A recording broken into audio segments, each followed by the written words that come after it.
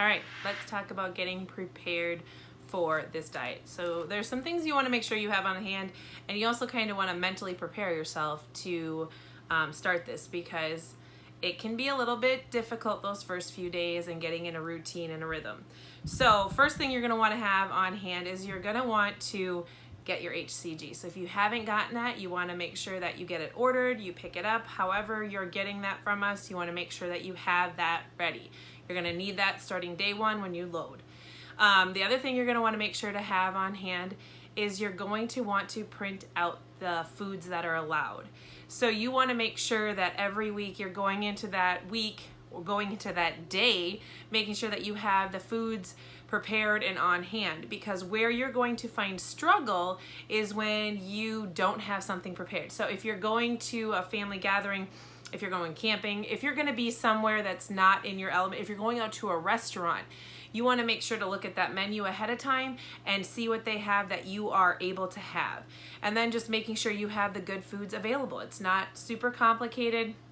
If you're choosing to drink tea or coffee in the morning, make sure you have that tea and coffee. If there's a particular kind of stevia that you like, make sure you have that ready.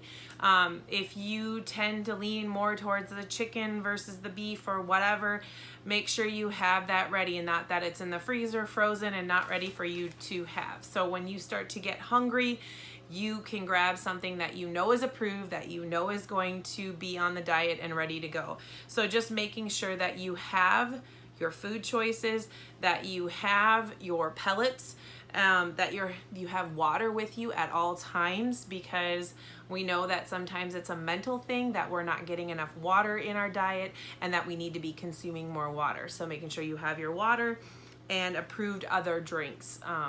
So, like I said, coffees and teas. I know for me, I've been finding a lot of benefit in things like Vitality Drops or Ultima.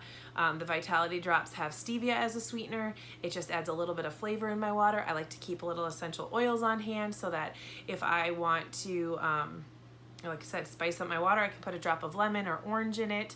I also like the Ultima Replenisher because you can have the apple cider vinegar. You can have the Ultima.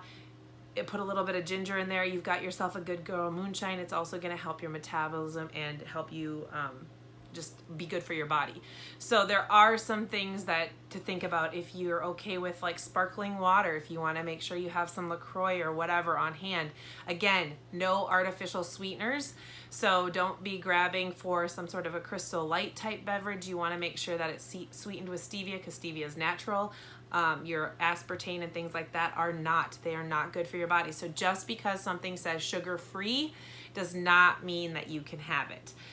So those are just some things to think about. Look, again, print out your approved foods. So when you're grocery shopping or you're meal planning for the week, you know what you can have. You know what vegetables you can be putting on your salad.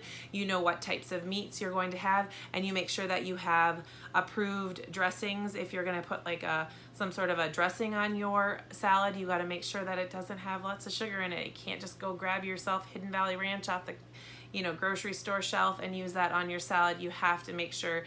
For me, I know one of the supplements or substitutes I like to do is vinegar.